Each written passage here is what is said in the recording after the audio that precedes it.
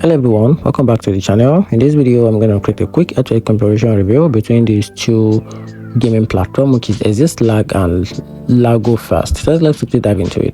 ExitLag is a long-standing gaming VPN and routine optimizer known for lowering ping through multi-path connection and stable route. It provides a wide range of games, offer a free trial and update frequently to ensure compatibility.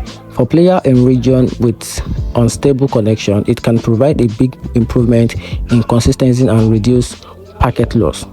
LagoFast, on the other hand, focus on smart routing with AI optimization and pay-as-you-go pricing, which can be cheaper for casual players.